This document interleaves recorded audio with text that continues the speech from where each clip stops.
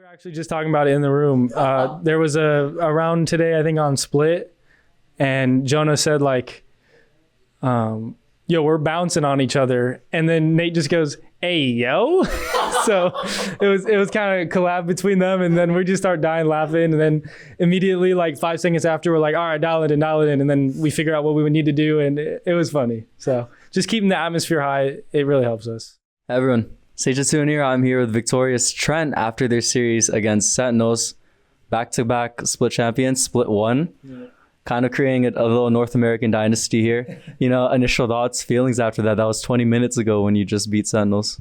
It feels really good, obviously. The team has put in so much effort and just so much hard work in playing. Even the last 3 days, we had like a BO3 and then 2 BO5s the last 2 days. So it's been very hard on us, but I'm very glad that we were able to pull through and show our resilience. Mm-hmm. What was this all like for you mentally? Because, you know, but I talked to you before the split ended. You're all giggles, fourth funniest person on G2, all that. But then just watching the player cams, it seemed like it's just been very stressful, especially after the Sun series. You know, mentally, how are you doing? Mentally, I think after winning, very much better. But it was definitely stressful. You know, like I said, 3 games back to back. And I'm just very grateful for really everything. Like, for this past week, I was able to go home to my girlfriend. She was staying with me for a little bit, so that definitely helped. And just hanging out with the guys too. I mean, it definitely helps the mental, having such a good bond with everyone that we're able to just hang out whenever, wherever. So definitely helps, but it's been very stressful and a lot on the mental. So I'm probably going to sleep for like 12 hours tonight. Yeah, no, I mean, especially this specific playoff period for G2 compared to kickoff where it was a lot less stressful, like realistically. When you're playing back-to-back different series, how long were those days? Like, what was the schedule like during that period? Were you even sleeping during that time? Well, sleep is a very big focus just in general, and especially for us. So we're always making sure that we at least get 8 hours of sleep. And even if that means just after you play, you go home, chill for a little bit, and then go straight to sleep, which was pretty much what we did yesterday since it was a long BO3. Or BO5. So yeah, I mean, I hope all the guys did the same as me, but it was very tough. Mm-hmm. And it wasn't like kickoff, like you said. Sorry, I brushed over that. But yeah, kickoff, we went straight through upper bracket. We had like almost a week break before grand finals. So it was very easy to like mentally reset, get into what we wanted to do. But now it was a lot on the coaches, to be honest. I think they didn't get much sleep. They were up most of the night going over stuff, talking to each other, making sure that we're well prepared. So shout out to them for sure. I think what was so interesting about this split was there's always this talk about G2 just being that top team, and there was a lot of just eyes to beat you all. When you're at that top, you know, compared to before where you're kind of just more so like an underdog per se, and trying to get there. What are the differences between the two where you're an underdog versus at the top? What do you feel like is the more mentally stressful one, or what's the more difficult one for you? It's definitely harder to stay at the top because, I mean, every team wants to play like us. They copy our comps. Even tier 2, like all of tier 2 is copying our comps, and it just makes it easier for the other teams because they get so much practice versus like the stuff that we play, how we like to play. And it really just comes down to like, the little things, really, like not letting these teams get into it, just playing our best game, and being able to do that on days like these and weeks like these where we have no break. I think it shows how good we are. Mm-hmm. Something that I also did want to ask you about was it seemed like just G2 just had a very fun atmosphere. Always the team's laughing. The fact that you can even rank the players from funny, least funny. The fact that you're 4th and Jake is 5th is like, and you guys are pretty funny. Yeah. When did you feel like there was ever a period, maybe even during the playoffs, where it's just constant stress that was kind of starting to get lost a bit? Or was that always something you're always able to maintain, that balance of laughter with just locking down and locking into games? I think we've got a really good balance of it. Like everyone's able to crack jokes whenever like we can. but there's always going to be stress. There's always going to be like a little bit of nerves. So you just really got to be able to relegate those and keep them under control so that the atmosphere is still good. And us being able to keep our atmosphere like super high and everyone's happy and everyone's able to laugh, it definitely helps a lot because then it eases the pressure, it eases the nerves, it eases all that stuff. So maintaining a good atmosphere really helps us. What was the hardest series for you this entire split where it was hard to kind of maintain that good vibe energy? Was it that 100 Thieves series? Because that, from an outside perspective, that's what it kind of felt like. I would say, yeah, definitely the first Sen game that we lost to them and the 100 Thieves game. I think it was just because like we knew that we were messing up so much and we wanted to play like way better. And when you have that on the back of your shoulders, it's like it's harder to keep the atmosphere up because you're just so focused. Like you just really want to play good. You want to make sure you're doing all the right things. Your team's doing the right things. So when that's happening, and that was also during the time where we knew we needed to be better. Like we had lost, we knew like we didn't have much time to talk about it. We just had to go in and play and do it. So it was definitely like more pressure during then because we knew we weren't playing as good as we wanted to. Yeah.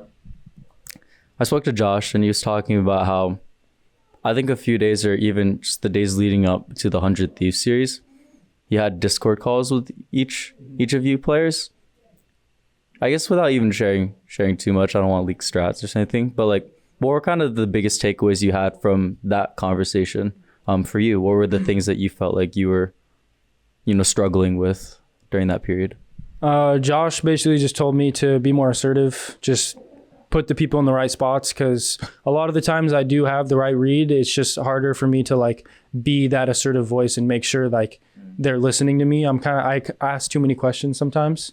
So just telling them and making sure like everyone's on the same page immediately instead of like asking, making them think and then doing it, it slows us down and we just need to do it. So it was really just on me to like be more assertive and be a bigger voice.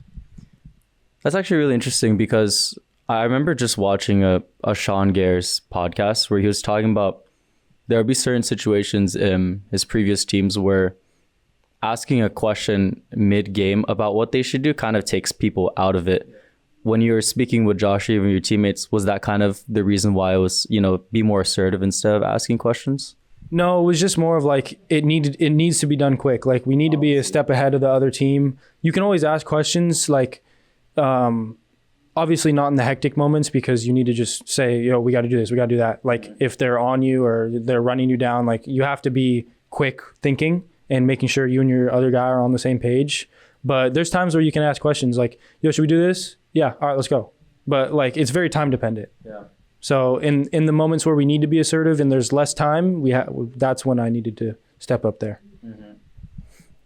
What do you feel like is the best balance of asking, for initiator? I feel like that's really important. The best balance of having these situations where you ask questions and make it a collaborative process versus you just saying, hey, we need to do this in order for something to happen. I think it's best to ask questions during like the buy phase when everyone's setting up and you're getting like ready to play the round, because then it'll just like kick everyone in the right mode.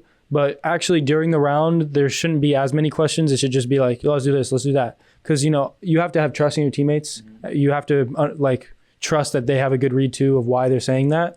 So it's almost like they say something, let's do it. There's really no times you say no. Mm-hmm. It's like very little. If you have a better read, you think. So that's really only the time. Do you feel like you really start implementing that 100 Thieves series onward, or when do you feel like you kind of found, that assertiveness more? Yeah, definitely after the 100 Thieves. I tried to like think about it during the 100 Thieves game, but it was more so like I didn't have a lot of time to like think about situations where I needed to do it, rewatch the game, like think about when I needed to do things like when. And so after that, I think it was a little better. Definitely not perfect, so I still have to work on that. But yeah, it was definitely better after the 100 Thieves game. Well, something that I have noticed that you were always assertive in was ranking your teammates from funniest to least funniest, of course. I had that list kind of saved. I remember I had them in tiers as well. So you had Jonah. Jonah and Ja in like a different, like the same-ish tier depending on in-game or just jokes. Yeah. You had Leaf in the middle, like a solid B tier. And then you had you and Valen tied for 4th and 5th. Yeah. Though I had you kind of 4th. Yeah. How's that tier list coming along now? It's definitely still that. Just because the same reasons I gave you last time. Valen he's just so work. He'll crack a joke, he'll laugh, but at the end of the day, he's very focused because he is the IGL. He has to read the rounds. He has to understand the game flow. He has a lot more in his head than we do. Yeah. So we're able, like my other teammates and me, we're able to crack the jokes easier. What was the funniest moment that happened in playoffs and comms, and who was responsible for it? I imagine it probably wasn't you. So like, was it Ja or like? We were actually just talking about it in the room. There was a round today, I think on Split, and Jonah said like, yo, we're bouncing on each other. And then Nate just goes, hey, yo. So it was kind of a collab between them. And then we just start dying laughing. And then immediately, like 5 seconds after, we're like, all right, dial it in. And then we figure out what we would need to do. And it was funny. So just keeping the atmosphere high, it really helps us. What was your role in that? Were you the loudest laugher at least? I was a good laugh. I was a top laugher in that one. Dude, hell yeah. You're also the top fragger in that series as well. Yeah, I mean, I've definitely been playing my best, so I hope I can keep it up. You know, just final words. You know, you're going to Toronto, going to Canada. That's going to be exciting. Yeah. You know, talk to me about that. We're just going to prep for Canada, try to work on the time zone difference while we're here, wake up earlier, whatever it may be. And yeah, my final words are just shout out to the fans. We appreciate all you guys. We hear you guys in the stands. We read all your messages. And yeah, we really appreciate you guys. And also shout out to my girlfriend. It was her birthday today. Oh. So happy birthday. And I'm glad I won, because if you came here to the game on your birthday and we lost, it would have been like, why did I even come? So I'm glad we won. Yeah, that would have been really awkward. Yeah. I came to your game and you lost, really? Yeah. You wouldn't really be able to crack jokes about that as the 4th funniest person on G2 either. I would have no jokes ready for that. Awesome, Trent. Thank you so much for your time. Appreciate it. Of course.